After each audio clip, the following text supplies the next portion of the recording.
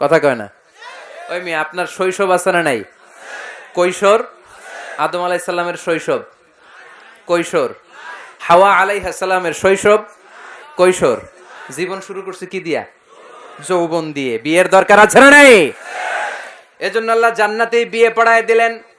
বিয়ের সম্পর্কটা জান্নাতি সম্পর্ক, বিয়ের ভালোবাসাটা জান্নাতি ভালোবাসা। এর চাইতে পবিত্র ভালোবাসা দুনিয়ায় হতে পারে?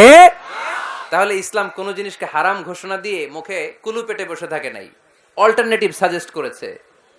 সুদ খাওয়া হারাম, অল্টারনেটিভ ইসলাম আমাদেরকে বলে দিল ব্যবসা হালাল। জিনা করা হারাম, পরকিয়া হারাম, গার্লফ্রেন্ড বয়ফ্রেন্ডের এই কালচার হারাম, তার বিপরীতে বিয়ে করা হালাল। সুবহানাল্লাহ পড়েন। এরপর ইসলাম বলে মদ খাওয়া হারাম। ইন্নামাল খামরু ওয়াল মাইসির ওয়াল আনসাবু ওয়াল আজলামু রিজসুম মিন আমালিশ শাইতানি ফাজতানিবু। খবরদার, মদ, জুয়া, লটারি এগুলো হারাম করে দিয়েছে কে? আল্লাহ বললেন মদ খেও না, মদ তোমাদের জন্য হারাম ঘোষণা করা হলো।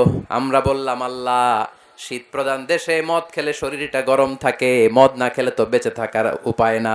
স্ক্যান্ডিনেভিয়ান কান্ট্রিগুলোতে, সাইবেরিয়াতে মদ না খেলে ওদের বাঁচার উপায় নাই। এখন অল্টারনেটিভের দরকার আছে না নাই? আল্লাহ বললেন মদকে হারাম করেছি, কিন্তু মধু খাওয়াকে হালাল করে দিয়েছি। মধু খান আপনারা? আজকে খাইছেন কে কে দেখি?